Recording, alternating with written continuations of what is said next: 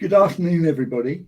This is the pre-bit before we actually start the workshop or the LinkedIn Live session. So I will bring it together formally within a couple of minutes, but this is just a chat to get it to get us going. So we've been having our normal fun before the session started, where the technology doesn't quite do what we expect it to do. So if we look a little bit furrowed, that's probably the reason, but luckily we're okay now. So what I'll do is, after that piece of waffle, I will go into it. Thank you very much, anybody that's chosen to listen to it. You're very, very welcome. For me personally, this is one of the most exciting topics around at the moment. So I hope by the end, at least, you'll share my enthusiasm. What we're looking at is in AI. A lot of companies are dabbling with it. I have come to the conclusion that some people aren't really thinking through what they're doing in advance. And a little bit of pre-work will make a significant difference to the results they get at the end. And as a part of this LinkedIn Live session, we're exploring how particularly Marshall Goldsmith leadership coaching, but probably other leadership coaching, can significantly help the results that you get from a AI implementation. So if I can ask my esteemed guests to introduce themselves, and just let me say a few words first. I'm really pleased we've got Brandon and Grace here. Brandon is CEO for Marshall's coaching arm, and I'll hand it over to Brandon. Please introduce yourselves. Well, thank you very much, Michael. It's good to be here, everyone. Thank you for joining us. My name is Brandon Murgaard. As Michael mentioned, I'm the CEO of Stakeholder Center Coaching. I've been working with Marshall in this field for about 11 years. I have also achieved the distinction of Master Coach and International Practice Leader. My focus on the field has been geared towards training coaches, as well as pushing the boundaries of what we can do empirically for the scientific research on the common factors of executive coaching, which is an area I'm very passionate about. I'd say my interest in AI is very much in how we can enhance leadership for more people more quickly, driving accessibility and training people to use AI to uncover their biggest challenges and potential solutions, as well as how coaching can augment organizations' attempts to bring large AI projects into the company. So I'm looking forward to hearing your questions and also learning from Michael and Grace along the way. Thank you for having me. That's cool. This is more, just to remind everybody, this is more of a broadcast session. If you do have any questions, if you write them in the comment section, we will answer them, but we may not answer them straight away. But thanks a lot for that. Grace. Yeah, thank you, Michael. Hello, everyone, and thank you so much for joining us. I'm Grace Q, and I'm excited to join my colleagues today to discuss really how Marshall Goldsmith's stakeholder-centered coaching can support company-wide AI projects. So as a certified stakeholder-centered and team coach, I specialize in leadership development and AI implementation with a unique focus on guaranteed measurable leadership growth through that stakeholder engagement. And I really believe that AI integration isn't just a technological challenge, it's a leadership opportunity. So by combining coaching with AI strategies, I help leaders successfully navigate the complexities of AI while driving those sort of sustainable growth and indeed results. Thank you. Brilliant.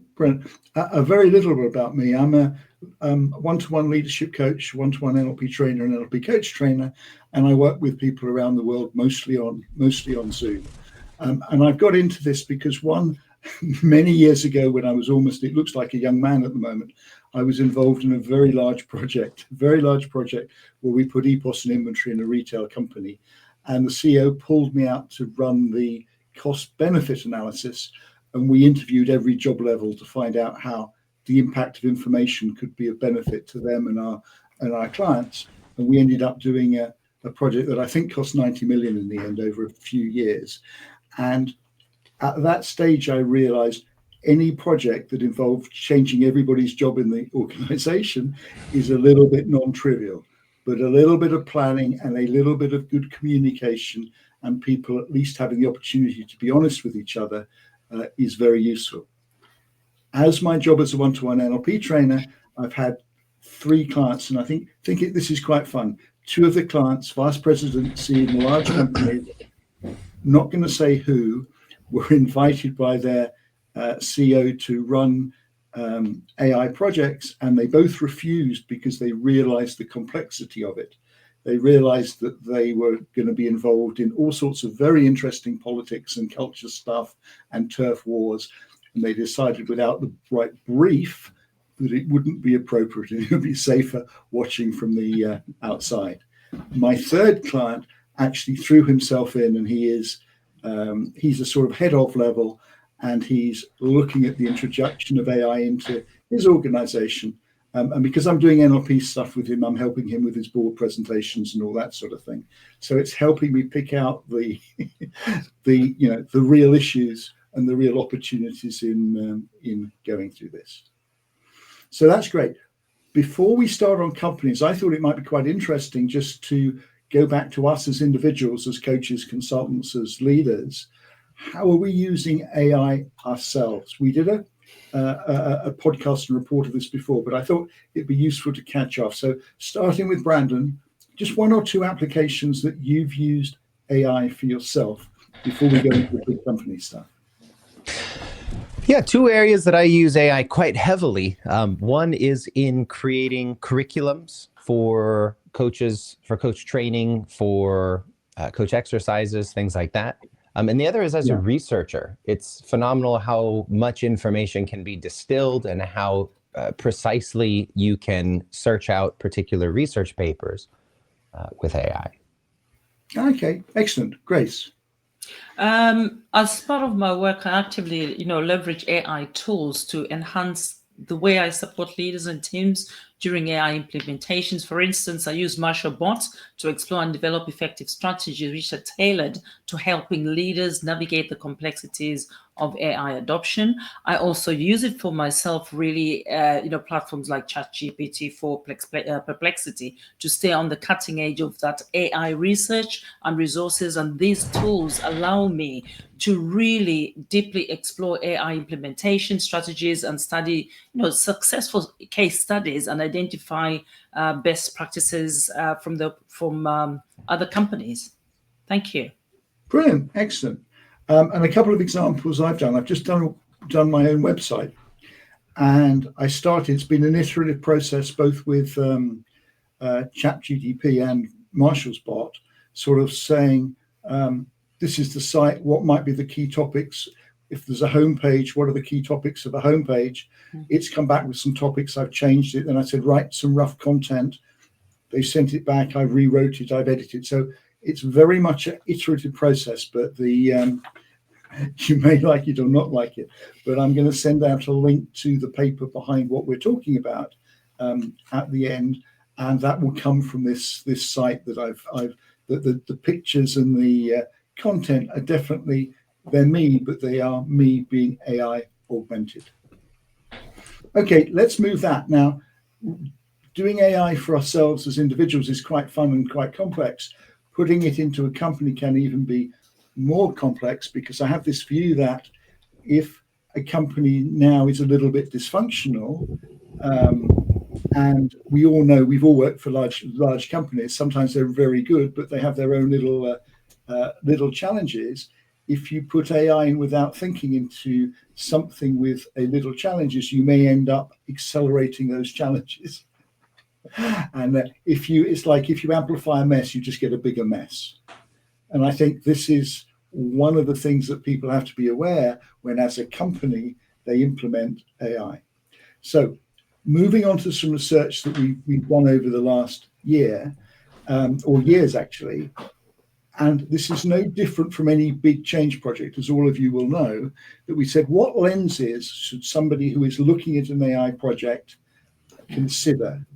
And one of the challenges is, I've talked to people about AI, many people are looking at it from their own lens. They're looking at it from, say, the lens of data, or they're looking at it from the lens of the benefits of their particular department. What they're not doing is bringing it all together in a holistic thing, because the maximum benefit will be got if everybody works together in working out what the proper benefits are. So what are the things? And I'm trying to go through this quite quickly. You will get notes on all this, so you don't have to make any notes yourself if you're interested. So the first one, vision, purpose, business strategy. How does your NEI plans relate to that? What's the financial perspective? And bizarrely, in talking to people, I've been amazed how many people are pushing forward with AI without considering the overall financial impact in the short and long term. Culture and learning. You're dealing with people. Maybe you've chosen with your AI project that you'll get rid of 20%. Sorry, I'm using the wrong words. Get rid of 20% of your people. How are you communicating this in such a way that it doesn't really mess everybody up? It's what is the impact on what you're doing is on culture and learning, because you need everybody to pull together to get the best benefits out of it. Technical and scalability. And many people are coming from it from a data quality scalability point of view. But again, if you have garbage in, garbage out, if you haven't got accurate data, you're going to give AI not so useful information. Ethical, legal, and regulatory perspective. Now, some people, what's I going to say? That potentially missing some of this stuff could have fairly serious consequences. It may not be you in your organization, but some organizations it's very important. So please don't forget it. And lastly, but obviously absolutely key, is your project change management and governance. So what we're suggesting is that you may come up with different lenses, but you will need to cover all those things. Also, when you thought about it, you may decide as an organization that some of them are unimportant, but please make that decision consciously. Don't leave it out. Now, let me throw this out. And actually, I'm going to throw this to Grace first. From your point of view, and the purpose I'm asking you is just to give a different perspective, what might be a really important lens? I think when implementing AI, one crucial lens companies must consider is the cultural and learning perspective, because this is not just a minor detail, it's essential to that sort of long-term success. And a company, that does foster a growth mindset and encourages continuous learning is far more prepared to embrace AI and its potential.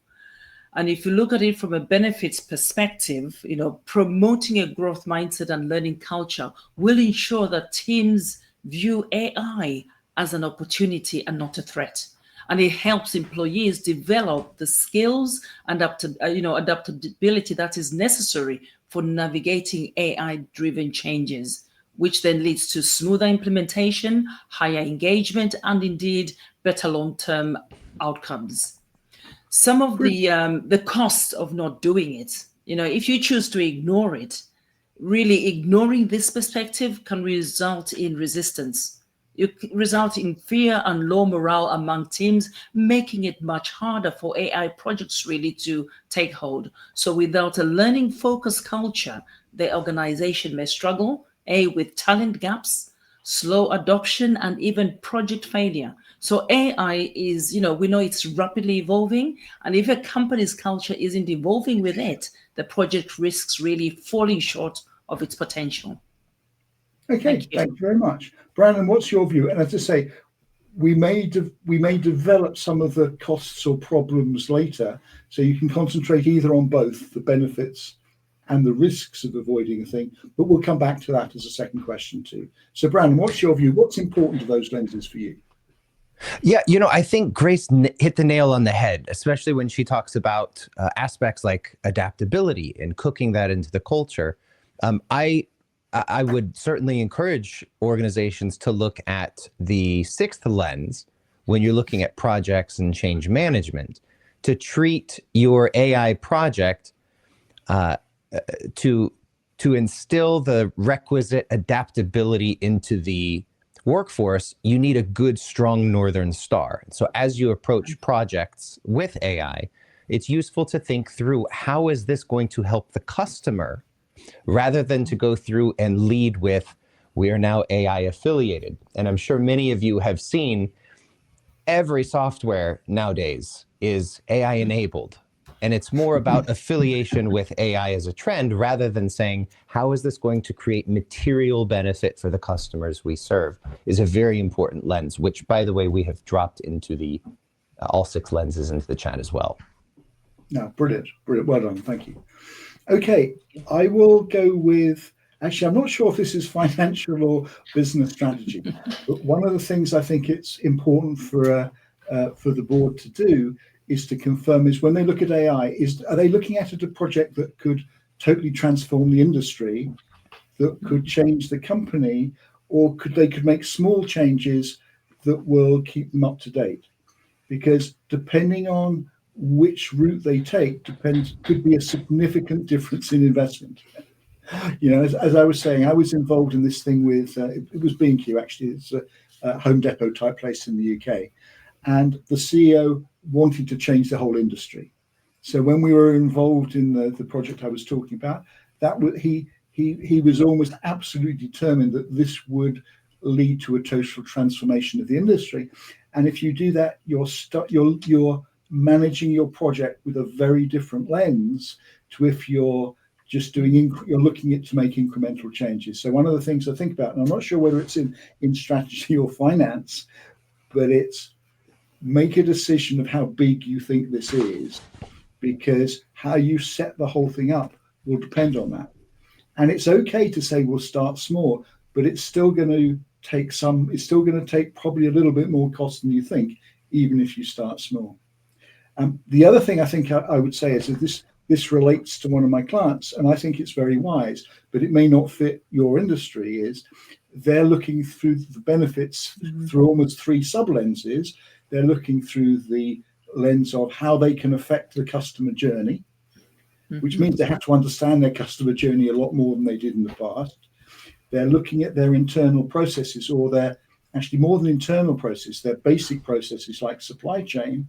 How can you use AI to speed up the various bits of the supply chain? And the third one is they're looking at how can you use it to empower people.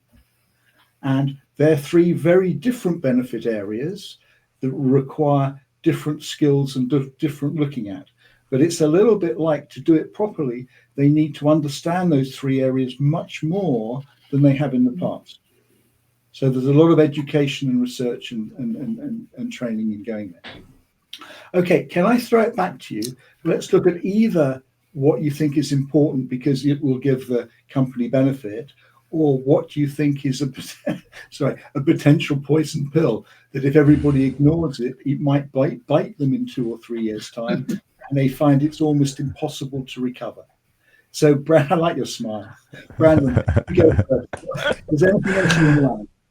Yeah, just hearing you say this is triggering PTSD from previous projects I've worked on and organizations, especially the kind of having your goose cooked much too late. I think it's crucial, a crucial misstep that organizations that I have worked with in the late stages of integrating AI into large projects is not understanding the separation between, it comes down to learning. And I think that this thread has been apparent in much of this discussion. There is the technical aspect of things that people need to know. And that's a matter of knowledge transfer. That's a matter of readiness and getting people prepared to take on the new information. But the entire other half of the equation is behavior, the things that people need to do.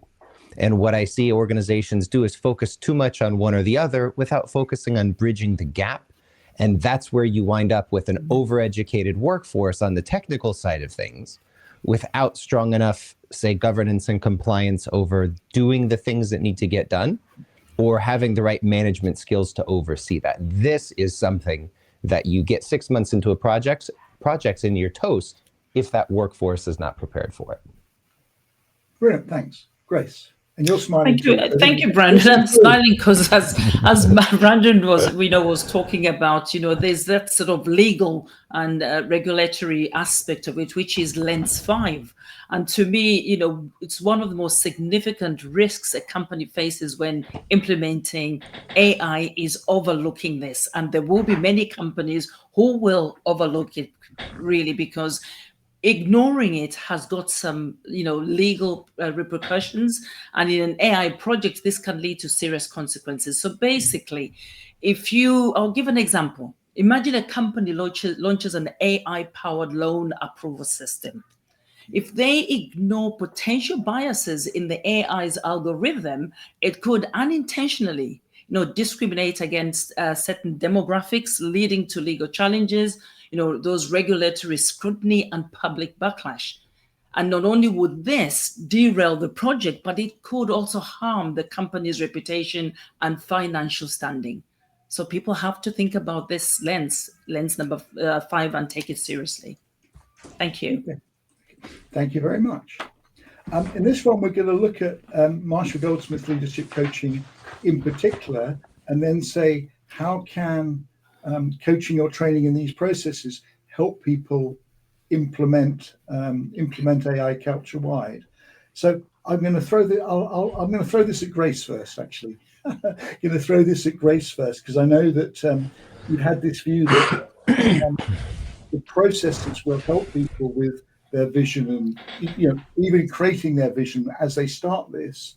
But within what we're doing, there are some things that can help them achieve that. So Grace, would you like to add a bit, or just share your view? Yeah, thank you very much, Michael. My views on this, on which is the first lens, vision, purpose, and business, we will, I hope, agree that the most critical aspects of any AI project is ensuring that it aligns with the company's vision, the purpose, and business strategies. And this is where Marshall Goldsmith's stakeholder-centered coaching offers a real advantage, because it helps leaders ensure their behaviors and actions align with the company's strategic goals. And AI projects, by doing so, can easily become, can become, siloed or disconnected from the large business strategy.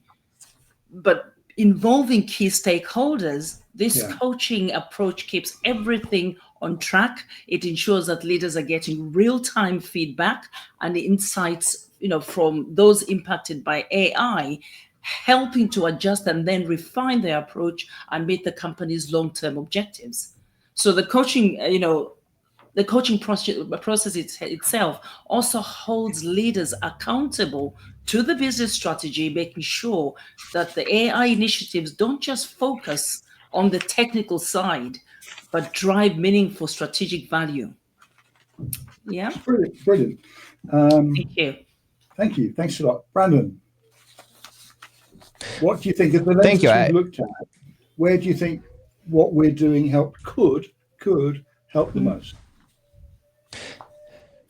Yeah, again, I think there's a common thread through the lenses that is emerging in this discussion. And Arifed, thank you for your comments in the chat as well, where you've touched on the importance of communication.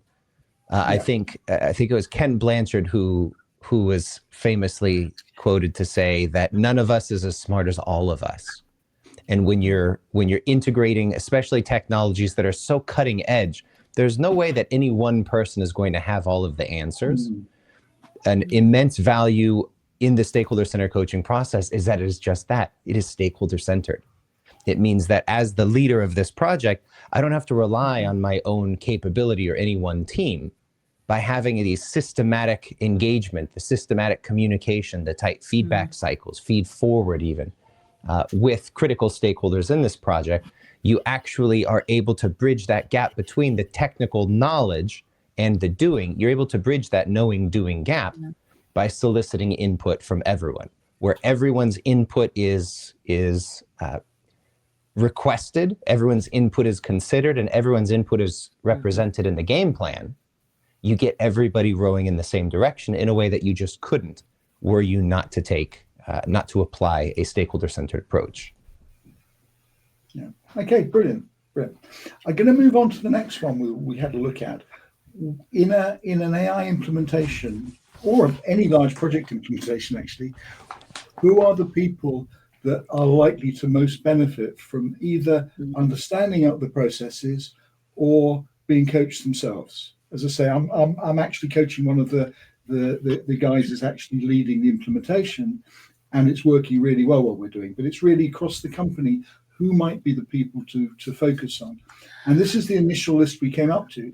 And again, I was quite fascinated because it was my first, I came up with a list for first principles. I then asked Marshall's bot. I then asked ChatGPT, and then I asked my apologies here, the Google one, my brain's going, the Google one, and to come up with its recommendations. And I was really surprised at the depth of insight they appeared to have. Now, I know that they agreed with what I thought, which is always a dangerous way of measuring these things. But I was actually delighted that they actually came up with some what I thought from very sensible answers. But obviously, there again, it's you and your company that you decide who's important. But the list we came up with, and I'm going to throw it to my colleagues to say, add to it, senior execs, senior leaders, and again, the guy I'm working with, they put the board through all sorts of interesting training, so they actually understand AI, its possible implications, and to make sure they understand some of the things that we're talking about. Obviously, project leaders and managers, because they have to communicate with people who have different cultures.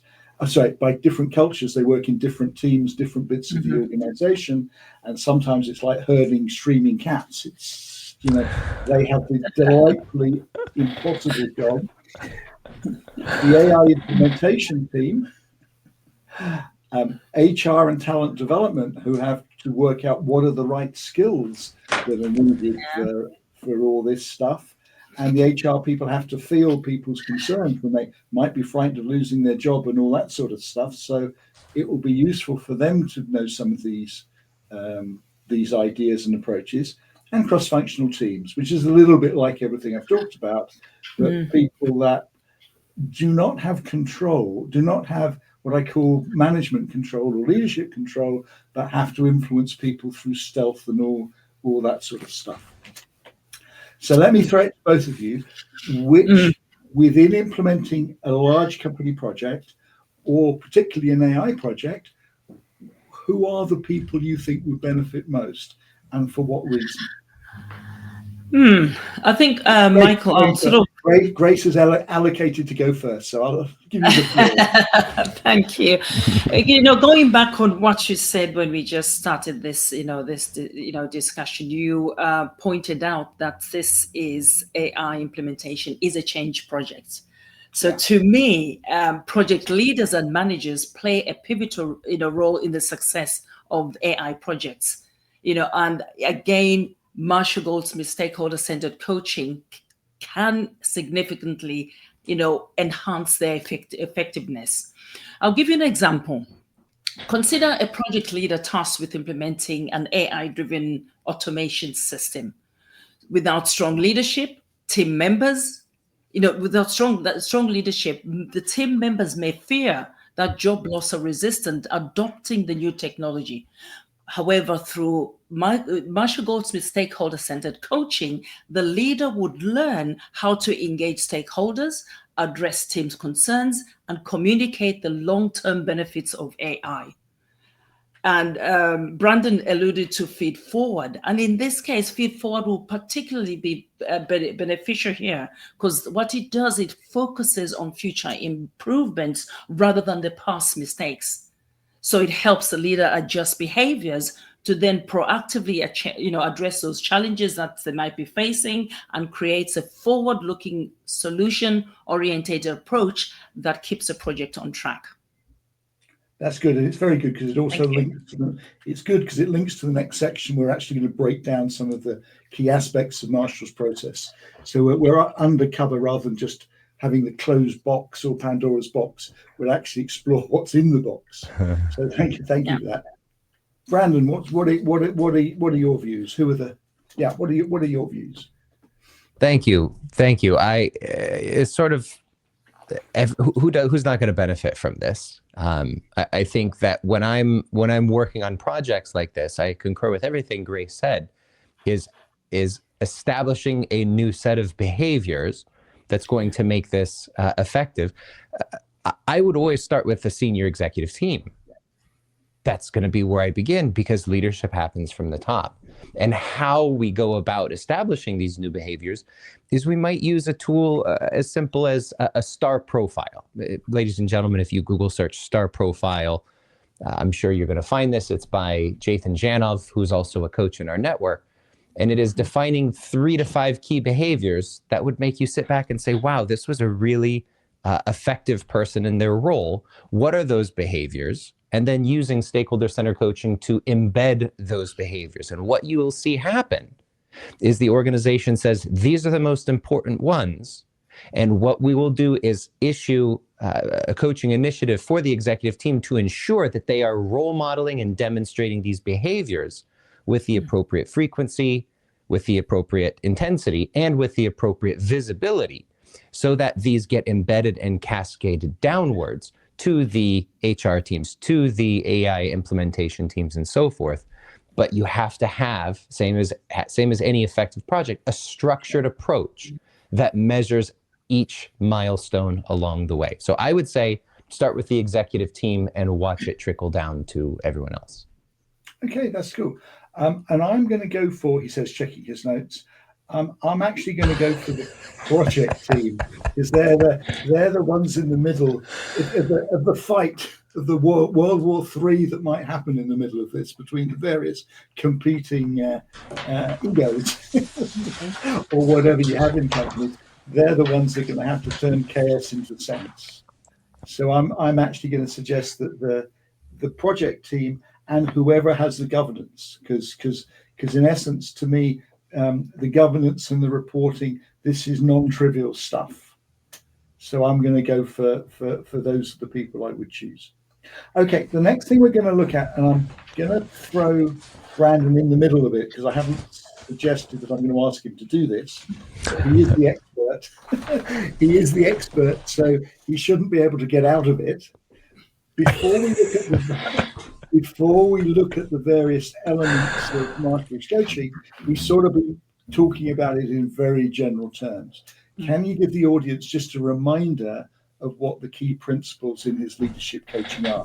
And then we'll look at what the view of which of the elements are particularly important to helping implement a major change project or an AI project.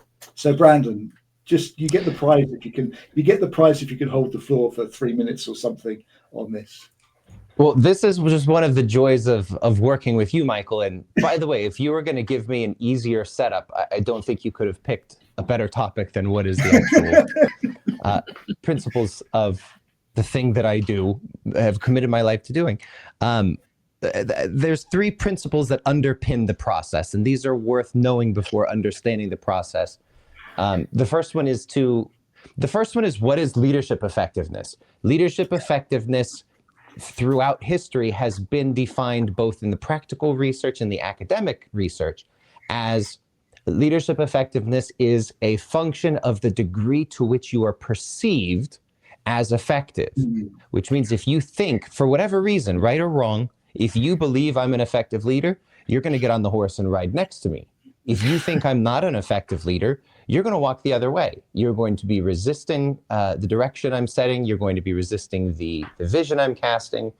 And so if we know that leadership effectiveness is determined by those around you, the first principle of the process is to place attention and focus on your stakeholders. How do you do that? Number 2 is you're going to emphasize feed forward, because feedback is about a past we can't change. Feed forward is a future we have complete control over. And thirdly is the idea that changing behavior is difficult. I'm not saying that it's complicated. It's very simple. It's not easy, but it's definitely not complicated. If I want to stop being someone who makes destructive comments, I just stop making them. The problem is perceptions are sticky. Yeah. There's a huge latency between behavioral change and perception change. So here's how we combat that. If I want to be a more effective presenter working with Grace and Michael, Very simple. I'm going to say at the end of this, Michael, what did I do that was particularly effective? What should I do more of or less of? If I want to be a better facilitator with you, what suggestions do you have for me? Grace, same question. From this, I'm going to pick one thing to get better at. Michael, I want to be better at being ready for impromptu discussions. What suggestions do you have for me? And he's going to give me, Grace, what suggestions do you have? Thank you for your suggestions. Here's the action plan I intend to execute to show you that I'm better at this. Hey, Michael, it's been 30 days. We've done a handful of presentations. What have you noticed? Anything I need to do more of or less of? Anything I should start doing or stop doing? 3 months, 6 months go by. Hey, what changes have you seen in my ability to be more prepared for impromptu discussions? -3 to +3. I've gotten worse. I've gotten better. This phenomenally simple process, you don't need a coach for. Well, theoretically, you don't need a coach for, but we know there's a gap between what we know needs to be done and what we actually do. So it's simple. Pick something to get better at. Notice who's going to get better who's going to notice if you get better. Ask them for suggestions. Tell them what you intend to do with those suggestions. Execute it, and then ask what changes have people seen. Plain and simple, and you'd be shocked at how much it embeds new behaviors in organizations in the straightest possible line. How was that for a quick 3-minute pitch? That was very good. That's so much so, I'm going to barge in before I give it to Grace. Because it's just a quick comment. It's just a quick comment I want to make about this thing about behavior change sounds easy, but maybe harder than we think. And one of them is in my coaching, I have three ways I normally end sessions. And one of the ways is simply to say to the person, look, we've had our session today. At this moment in time, 100% honesty, how are you feeling? What are you thinking? Very simple, very simple. But I was scared to do it because I didn't really want to know. I know according to the book, it's a simple, obvious question, but I didn't want them to tell me it was a crap session. And to be able to answer the question and listen to the answer, I have to be okay with whatever they say. And it took me a long time. It's very effective, by the way. It's very effective, Ed, because you find out the truth. And if you know the truth, you know what to do next. If you don't get the truth, you don't know what to do next. You tend to make it up and you tend to fool yourself. But it took me a long time to be genuinely okay with whatever anybody said. And I encourage them that if you think it's crap, you can tell me. This is not part of what we're about. It took me a long time to do that. And I have to admit, in other areas of my life, I can't do it. But I can do it within a coaching session. And having some sort of structure and having somebody to check in with who is on your side, not judging you, which is a sort of coach, I think is tremendously useful. But sorry, I had to get that in. Thanks, Brandon. Grace, would you like to add to what Brandon said? Yeah, as I was listening to Brandon, going through the process of stakeholder-centered coaching, I was then sort of trying to transfer it into the AI implementation and picking out some aspects and the sort of key. There are others, but the sort of 3 key aspects of stakeholder-centered coaching that are crucial are indeed the stakeholder involvement. You are going to be working with stakeholders, so you cannot ignore that. You've got the feedback. Yes, we always look at that, but it's done. What do? We focus on that feed forward. So by the stakeholder involvement, you want to ensure the key people are engaged throughout the project and offering those insights and also fostering that ownership, because without it, AI projects will risk that misalignment with a business goal. There'll be lack of buy-in and resistance, which can then lead to those delays, miscommunication, or even project failure. Is that what we really want? We've got the feedback. A lot of people talk about feedback. Yes, it allows for those real-time improvements, ensuring the project adapts as needed. But the power of stakeholder-centered coaching, I think it's the feed forward, which has been elaborated in helping leaders, teams proactively improve. So together, these elements would create, continuous improvement loop keeping AI projects agile, aligned, and more likely to succeed. That's Thank cool. you. And I'm going to drop down in a little bit of detail because I'm going to say it's building a little bit on what Grace said.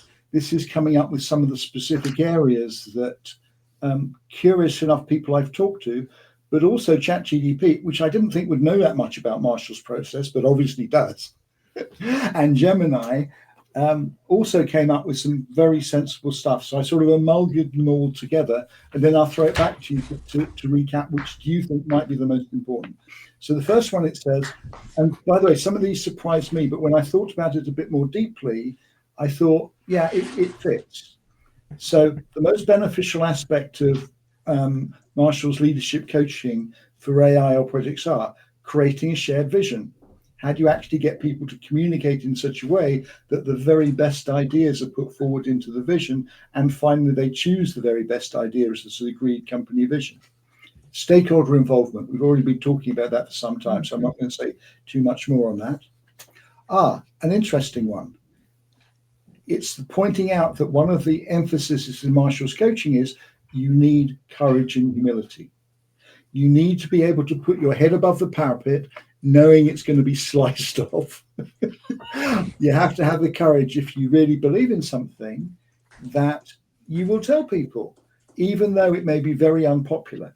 Now, you do need the culture that won't cut your head off too much. But both of those things are within the process. And humility, because one of the things I've learned over time, and this includes me, the biggest barrier to learning is often thinking you already know it. Yeah. And a lot of people in life, there's a Ray Dalio comment I really like. It's not about proving you're right. It's about finding the right answer. And many people spend a lot of energy trying to prove they're right. And from a corporate survival mode, there are very good reasons. There are very good reasons to do that. But for the success of a project, the idea that we're looking for the right answer, not trying to prove ourselves, is a real challenge for somebody that's really important. So it's the emphasis of courage and humility. Discipline and follow-up. I smile at discipline because it's like willpower. I sometimes wonder if it exists. It's just a figment of people's imagination. However, what is certain that having a basic framework, not too precise, it's this balance between prison and chaos. You need somewhere between the two, but you need a basic framework that makes developing the right habits much easier. So there's this thing about discipline and follow-up, but you have to do the discipline. You have to follow up, because if you don't follow up, it's very easy to believe your own propaganda. And again, as we've talked about before, follow-up can be very uncomfortable. For some people do not tell us what we want to hear. And some people have learned not to listen to what they want to hear. But this does not help in challenging times when most things are changing. So follow discipline and follow-up. Building trust and open communication is really a part of it. It's a place where people know they can say what they want, but they still do it in a respectful way.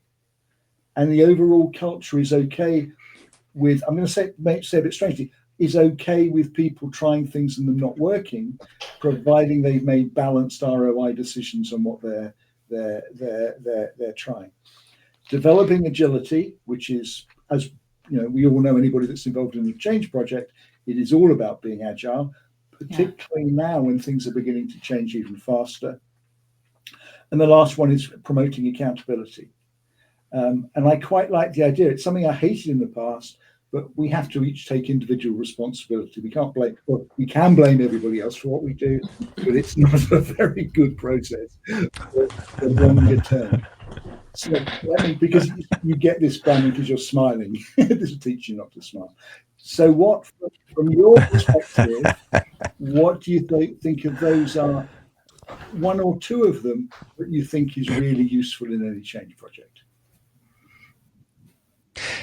I'd probably skew towards accountability and governance. We've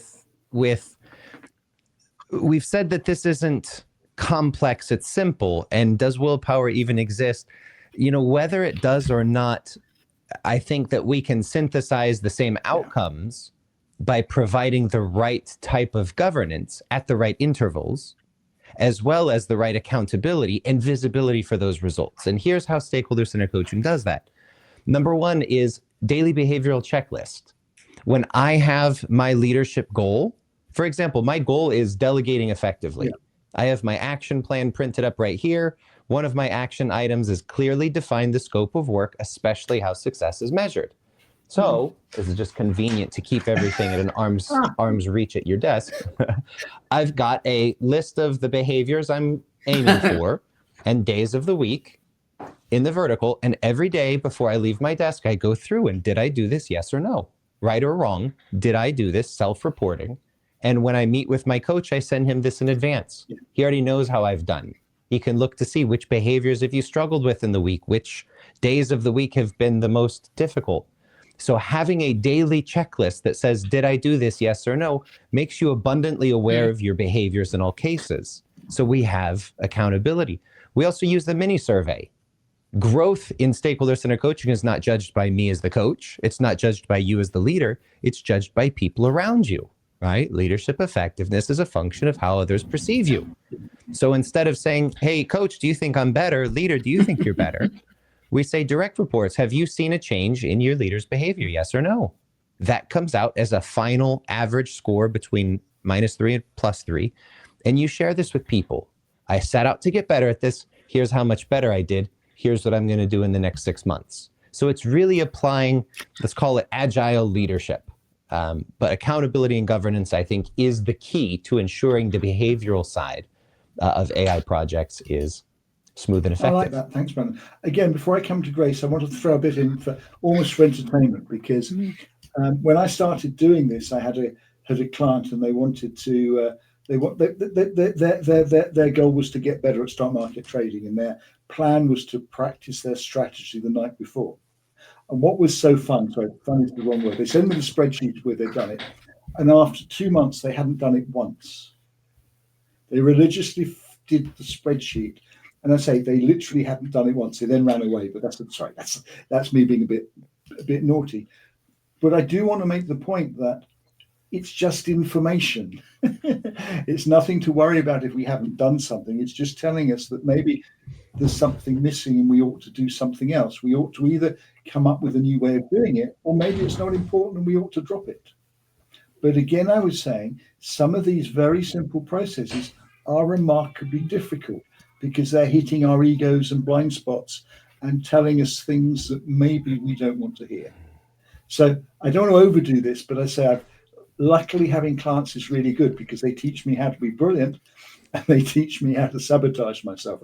And funnily enough, sometimes both work. So I'm not, and I'm as good as bad as anybody else. But as I say, in my role, you notice what people are doing that works, and you notice how people are stopping themselves getting the results that they want. So I'm just emphasizing that there's a lot of stuff in what you said. Sorry, Grace, I kept you waiting. No, that's absolutely fine, Michael. And I think probably based on what you just said, not many people like to be told what to do. I think the courage and humility are really critical, because if a leader is not prepared to have the courage to say, you know what, I'm going to put myself in this the spot and let people tell me what it is I'm good at and what I need to be better at, then how are you going to work towards achieving that project?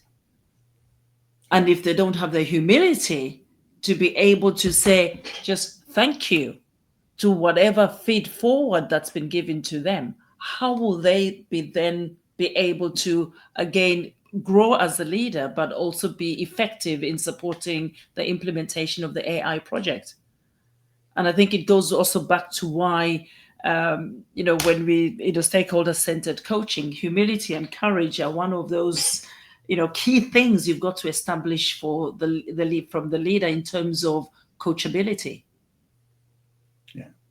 Yeah. Thank you. Brilliant. Thank you. And I'm going to double emphasize that, because I'm going to say, I know all this stuff. It doesn't mean I always do it. However, I do now 98% of the time do it in my coaching sessions. And again, it's this, I like the sort of the balance between, on one side, you've got a prison, you don't want to be there because you're killed by frameworks because you still need the freedom to operate. And on the other side, you have chaos. And what I find interesting is the idea is to have the right touch of frameworks and discipline that you are able to navigate between prison and chaos, but you have the creativity to be your very best. And that's one of the things I quite like Marshall's process, because it's not too heavy, it's very positive. You still have to do it, but it's not a draconian, you've got to do this, you've got to do this, you've got to do this. It's a framework. And if you stick to the, and to me, it's a very wise one. If you stick to the framework, you cannot not learn. And I think as we go into this very interesting future, which we could have a whole few sessions on talking about, as we go into this future, these are some of the disciplines and framework that I think is, really, really, really useful. Michael, would you humor me an additional 60 seconds on this particular topic? Sorry, yes, of course. Set the timer. I think what's actually most valuable, even before some of the things we've talked about and tying it all together, is that the process reverse engineers success. It reverse engineers success. So when I say start with the leadership team, start with a STAR profile, determine the key behaviors, what you're doing is you're saying, here's where we want to go. And instead of bringing in some brilliant consultants that says, here's the pathway to get there, you go straight to the people who would say, yeah, we're actually at the right place. And you say, what step happened just before this? What happened just before that? What happened just before that? And so you are bringing about new leadership features, let's say, in a systematic way based on the people who are going to evaluate whether or not your behaviors were successful. This assumes the executive team has selected the right behaviors. This assumes that everyone in their seat is technically proficient in their function. And once that is achieved, you're reverse engineering success, and the courage, the humility, the discipline, the governance, the accountability, all of this institutionalizes that reverse engineered behavior. That is the real value, because that's what prevents it from being draconian. This is what you could do to get there. Your action plan is what I would do, what I'm willing to do to get there. But it's a linear path, and there's no ambiguity on how to get there. Like it. Thanks for coming to my TED Talk. And that brings me back. It's one of the things I said at the beginning.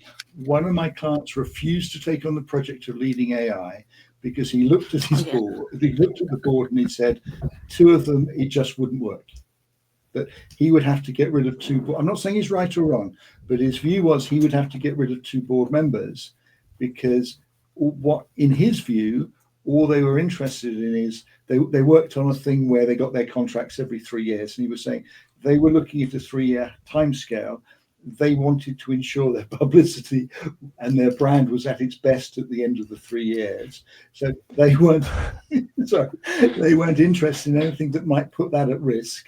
And anything exciting has risks. You have to manage them. So that was the reason he said he didn't take the project. He said if he took the project on, he'd have to build a shadow organization to get around shadow organization to get around them. So I'm talking in fun, but actually there's quite a lot of seriousness. This is in some ways it's a brilliant putting AI into an organization.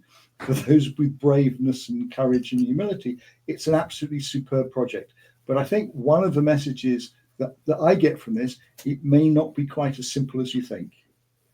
And please be aware of that. One of the things we want people to do is at least make sure you have the tools to go up the mountain. And what we're talking about is some of those tools. Okay, well, we have miraculously finished just about on time. But I would love to say careful planning, but I'm not going to say careful planning. We have about 4 minutes to go. So, Brandon, would you like to say some last words?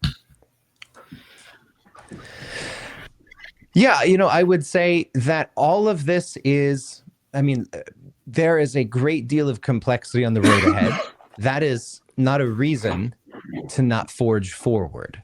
This isn't a question of will organizations be taking on large AI projects. It's a matter of when. So learning this now and being courageous enough to experiment, to fail, and to make the necessary mistakes for learning early on when you're not going toe to toe with most of your competitors because they may not be as far ahead as you. That's going to give you a distinct and sustainable competitive advantage that is the equivalent of the duration it takes for you to actually be effective. That's a long competitive advantage. So I would encourage you, as you look at this, understand it is complex, it is scary, but it is the future. The question is, are you going to get there before the others in your field? And are you going to be the trailblazer that others look for to establish the best practices? So best of luck. Keep us all informed of your efforts. Grace, your last few words. Yeah, thank you. Well, it's just to say, based on what we've shared, is for leaders, organizations to really reflect on how they're going to approach this AI change project, but also look at the lenses and really think about how the whole process will be taking place. But bear in mind, leadership is key, and that is where we have to start from before we start cascading and just introducing AI without thinking things through on how it's going to impact on the stakeholders, and also whether it's going to be a success at the end of it. Thank you for that. Brilliant. If I can just wrap it up by saying thank you all for listening.